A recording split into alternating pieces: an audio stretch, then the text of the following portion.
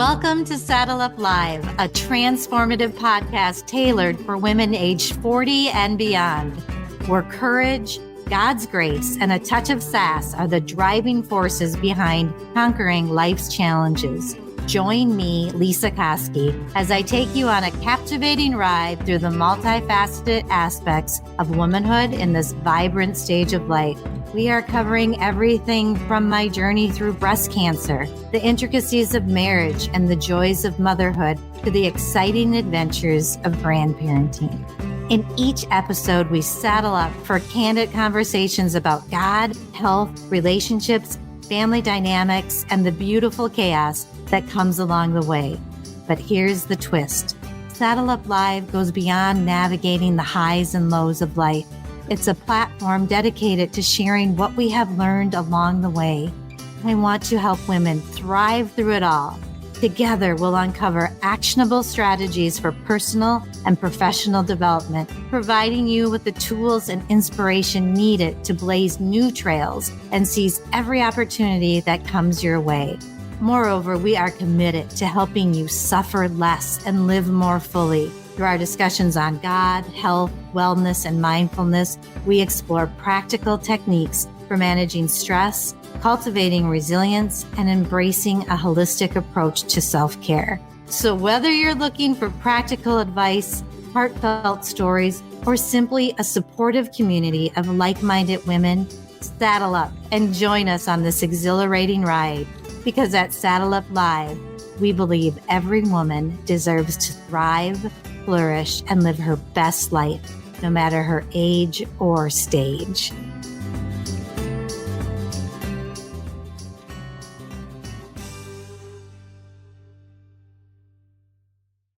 Welcome, listeners. I'm very excited. I have a new friend, Catherine Collins. I call her Kat.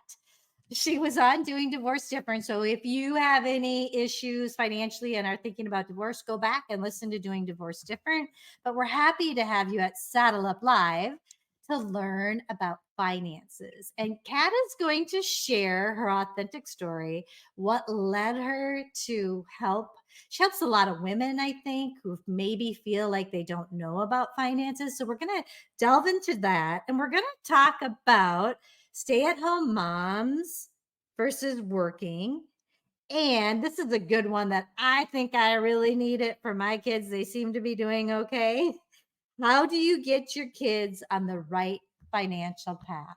So, Kat, thank you for joining us. Yeah, and thanks for welcome. having me. Thank you so much. I'm really excited to be here. These are some of my very favorite topics.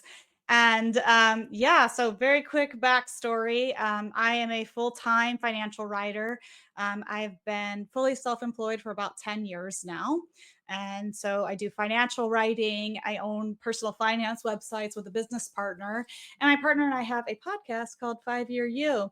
But I don't have a finance background. I don't have a business degree. I came at it a weird way. I started a budget blog when I was in graduate school for history.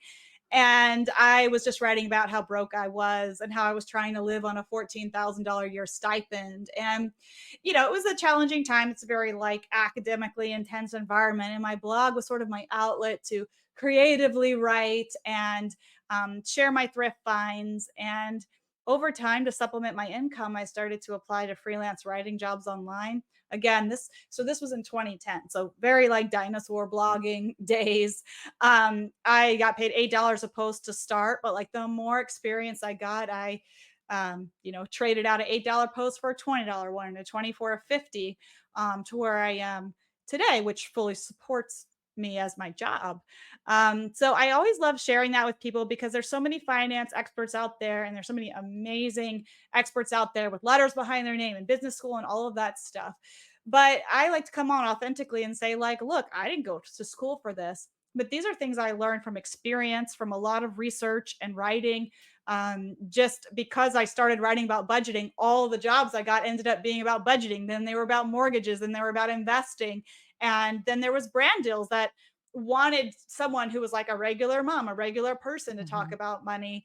And then I got a book deal and wrote a book called Mom's Got Money, which is a personal finance book for moms. So just so your listeners know, if they're listening to this and they're like, oh, money, It's like, I get it. This is not going to be like bro finance talk. This is me coming to other women and saying, look, the language of money has been made intentionally difficult to leave us out of the conversation.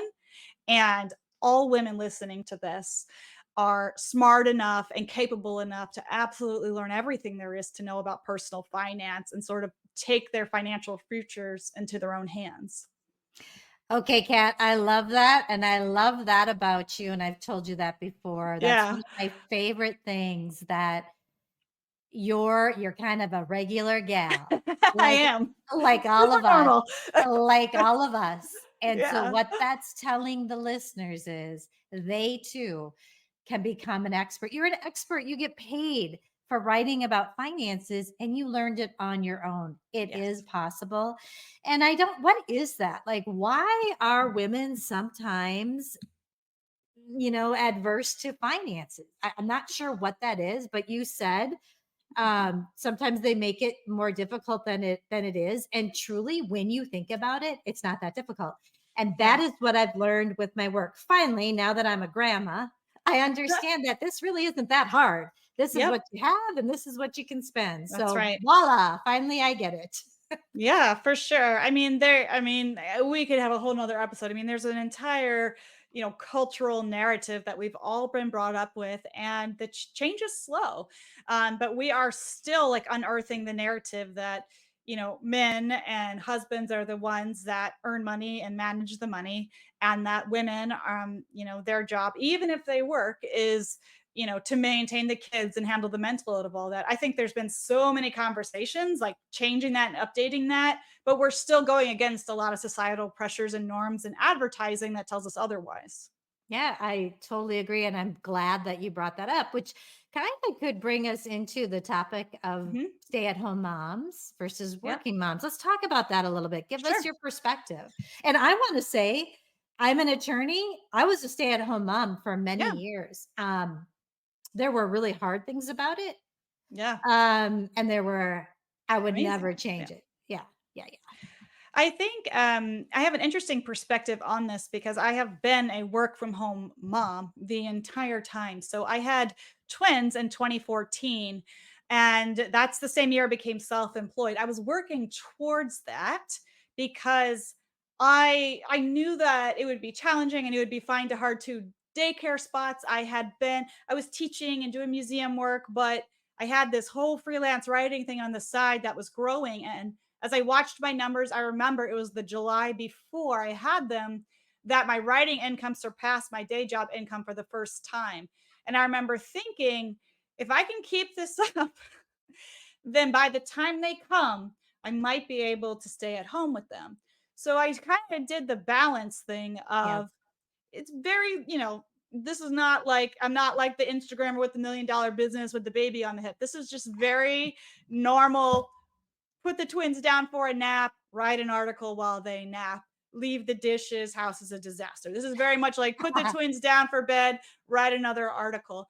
But because of that, I got the perspective of what it's like to be a stay at home mom and all the challenges that come with it and all the benefits of seeing their first steps and things like that. I Mhm. got the benefit of earning enough finally to hire a mother's helper, then hire a babysitter for 20 hours Right. a week. So I had a little bit of balance.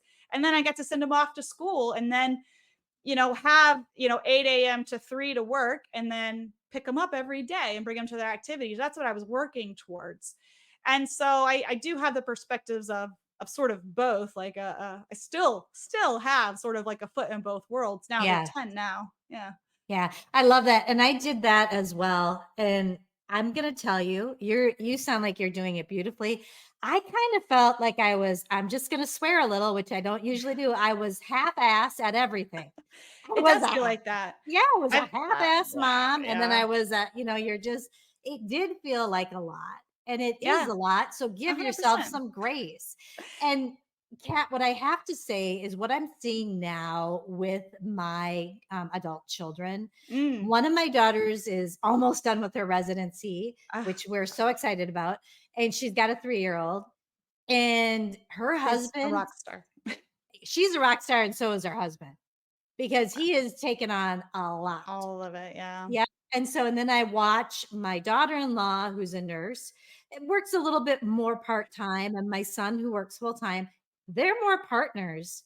They Mm, are partners, and I am seeing a shift in this. In fact, I just did a podcast with somebody about this, which is yeah, amazing, and I love it. So mamas, if you're staying home all day with your kids, you don't have to work until you fall into bed. You right. can still count on your husband to be there supporting you, because if you were bringing in, daycare kids, that would be a job. And I Oh, think yeah. we miss that. I think we miss that. So I'm really, that is what, like, the world can look kind of, bleh, but Yeah. I look at that and how my kiddos, and my husband has always been a pretty good partner. Mhm. I see it even more so happening. Yes. And that's what I want to see in finances too. I think that Yes. is awesome for couples if they can do it together, do their I finances agree. together. But one thing, I just have to bring this up too, and it really hit me when I was a new lawyer. And I worked a little bit. We have a big span of years between my son and our baby who we adopted. So I'm like half grandma, half Oh, mom to her. Yeah. So that's so she's in nice. college. I know, it's awesome. But we had a big span, and I remember, so I was working a little bit, and I was going for my continuing legal education courses, and I went and I listened to a well-known family law attorney, and she said, don't ever be a stay-at-home mom. I don't recommend it, because then you're screwed in divorce. Yes. Well, I still did it. I Mm, still did it, and I'm glad that I did. But mhm. sadly, Kat, that is what we're hearing. That's what Yes. the message is. It's like, it's a little bit scary for women. Can you talk about that at all? And what do Yeah. you do, if you are that stay-at-home mom and suddenly your husband decides he doesn't want to be married anymore? Yep. I mean, I think it's a great question. I went through a divorce 2.5 years ago, and I would have been absolutely terrified had I not had a business and streams of income on my own. But that's not to say that being a stay-at-home mom is wrong in any way. And I see what that family lawyer was saying. And so I would say that with an asterisk, with a caveat. I think it's possible to be a stay at home mom so long as you and your spouse sit down regularly and talk about money, but not just that, that you have money in your own name. If your spouse works and you don't, some employers offer a spousal IRA where you can have your own retirement account in your own name. It's not enough now, today, to be a stay at home mom and to do everything like if our previous generations did, because now the divorce is possible, but also emergencies, the unthinkable is possible. Right. And so I always tell people, like, if you're in a secure and happy marriage and you're listening to me and thinking that will never happen to me, I thought the same thing. But even if you're very secure, your spouse could still get hit by a bus tomorrow. And so it is vital. And Yes. if you don't want to do it for yourself, then for your children, it is vital for you to know every asset you have. It is vital for you to know how much money is in your bank account, what your spending is like. That doesn't even mean you have to have joint accounts. You can have separate accounts, but it is not enough to be a stay-at-home mom anymore. You have to have the knowledge and the financial literacy to be able to move forward in case the unthinkable happens. Because the worst time to learn about money is in the worst moments of your life. Yep. Right now is the time. And I do think there's a lot of men, like you said, there's been a lot of discuss about mental load. There's a lot of amazing men who do partake and who do take care of their kids. And so there are a lot of men who are open to the discussion. Things are changing now. Yeah. And there are a lot of men open to that discussion, and it's about the partnership and awareness. And I do Yeah. think so. I think it's possible, but with a much stronger partnership financially. Okay, I love that, Kat. I love that. Hmm. And I think that's where my husband and I probably fell a little bit short, where I took care of all the finances, Hmm. but I didn't know where everything was, and I can't get my Mm. hands on it. So now I'm like, hey, sweetheart, you got to get me on that Yeah. 401k Yeah. so that I Yeah. also can manage it. not Yes. just because I'm worried. I mean, not because I'm worried about divorce. It's because he's busy. He's got a huge job working all the time. He doesn't have Yeah. time to go in and figure out how to Yeah. take money out for the kids' college. And so, and the HSA. And I didn't do Yeah. that. And I wish I Yeah. would have. So learn Yeah. from that. But now, Kat, okay, so time's ticking along here, and I still want to talk about how Sure. to get your kids on the right financial path, because I don't think I was on a good financial path. And I know my dad did his darndest. Sure. He was like, I paid for everything. I worked really hard. Yeah. Um, and yet I never really understood it. All through college, I would buy a bag of potatoes, eat them so that I could go buy a shirt. Actually, it's pretty good. It's better than most people who would just buy both. Um, so I my like biggest thing as a mom is, yes, love my children, but I view like my job as their mom is to prepare them to be independent human beings. Hmm. And now, because I am a single parent to them, after getting divorced, even more so, I am like very heavy on anything that creates independence in them. And once I learn how to do something, I don't do it for them again. So I do the very controversial thing of paying my kids for chores. But when my kids go out with their friends, when they walk to town and get an ice cream, if they want to get a slice of pizza, if they want to get a t shirt, they buy it. Yep. Now I'll buy back to school stuff, birthdays, Yep. Christmas, but I am not the mom that's taking them through Target and saying, "Oh my God, this shirt's so cute. Oh my God, I got to get this for you." I don't do any of that. And so they have the ability to earn money. They earn money from doing just about every chore there is in the house, and they get money from reading books. I'll pay them $10 for a nice, big, thick chapter book. And everyone's like, "Oh my God, I can't believe you do that." Are you kidding? They're reading a big, thick chapter book and they're Right. not on their iPads. But I do it and I kind of like overdo it because of the things that they're required to buy on their own. Now, my Yeah. son, 10 years old, 18 months, he saved for a PlayStation 5. It was $500 video game console. Wow. I cannot tell you how many times I wanted to pat it. I wanted to like give it Yeah. to him for Christmas. Like there was this sad little, he's got these giant brown eyes, Oh, this sad little puppy dog, like, all I want for Christmas is a PS5. I just want one thing on the list. And I'm like, oh, but the confidence he got from buying it himself, which he did in March after Christmas, he turned 10. And so he finally got, the grandparent birthday money that topped it off. And it's his. He bought it. yep. And before that, he was buying Pokemon cards like they were going out of style. So he had Yes. to make the choice, what do I want more? And that's sort of my way of preparing them. I do this in every single way. Like even when we go to the airport at 10, I just kind of stand there and I'm like, where do we go? Where's the security line? What signs do you Oh, see? cat. I'm Yeah. like, I'm like, okay, what's our gate number? How do you find out? Okay, where are we, and so I just kind of like let them lead and let them. I try to make them as independent as possible. And I think we talk about money a ton, like maybe we should talk about other things, but that's just what they get. Yeah. Like, if I was a plumber, they would just hear about, plumbing all day. So that's just what they get with me and my job.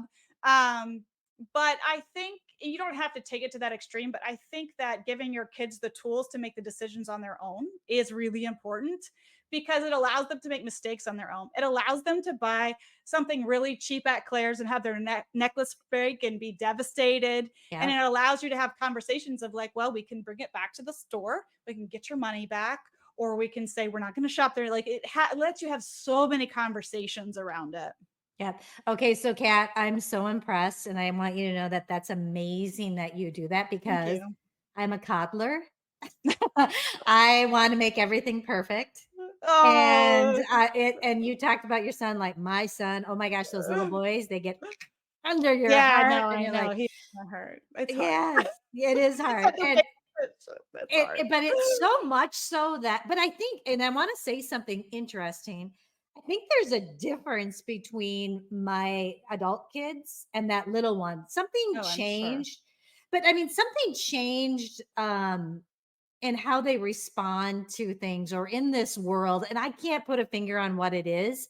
But so my adult kids, I coddle them. I wanted to fix everything. I've had conversations with them like, Yeah, of course. okay, you know what, guys, you got to feel bad sometimes. Sorry. So we talk Yeah. about it now Yeah. because I wanted to fix everything. But that's so millennial parents. We're like, feel your feelings, but our parents were like, get over it. Well, mine Like, was like, get over it. But I was like, let me fix this for you so yeah. you don't Oh, feel bad. Yeah. So I just think that's kind of nice. Well, I mean, yeah, but it wasn't about making them independent. But the Yeah. good thing was those older ones seemed like in the time that they were raised that they just got jobs. They Yeah. just paid for things on their own and That's they're good. making it. They're amazing. Yeah. They have families. Now, my younger one, I probably should have been better, but I mean, she's awesome too. And she's kind of an entrepreneur. She I love that. instead of getting a job, like started a business of taking I care love of it. dogs for people. And So good. So yeah, amazing. awesome. Awesome. But and she's independent, but she kind of had to fight me on it. It's interesting. Like I can go to the airport by myself. And now she goes to Yeah. college, Yeah. states away. We have to fly to see her. But I don't know. I don't know why they turned out, but I wish I could have done a little bit more about what you're There's probably a talking good about. balance in there. Like I said, I'd probably take it too far sometimes, I don't but think so. Well, so I just think maybe it was just all those prayers. Yeah, there So you that's go. another thing. If you feel like it's Sure. screwed up, just pray about it. It will be taken care of. But Exactly. yeah, so I love that. And I think that that is a wonderful way to teach them. And I have noticed that with my daughter because there was a while when she would um, just be spending all the time, every little thing she Mhm. got. And then suddenly she went, ooh, this isn't lasting. Do I really Yeah. want 5,000 Goodwill sweatshirts or do I Mhm. want to save for a Kindle? And so Yeah. she is figuring that out. But I think if you can help them so that they Yeah. don't, the earlier, probably the better. Yeah. And the healthier you can talk about it so that it doesn't have to be something anyone's afraid of, Mhm. something that feels icky. It just is what it is. Yeah, for sure. I think just all the taboo topics that parents, the more we can talk to our kids about it, the better. And it sounds like your kids turned out amazing. Thank God. Yeah, thank God. So, Catherine, our time is up.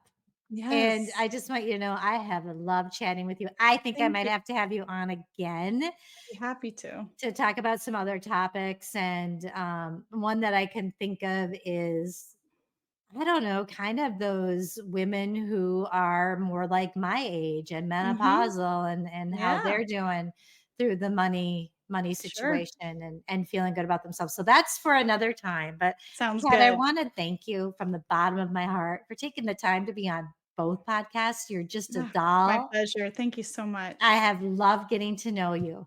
Same here. Thank you so much for having me. I really appreciate it. Thanks for being here. You take good care. You too. Bye.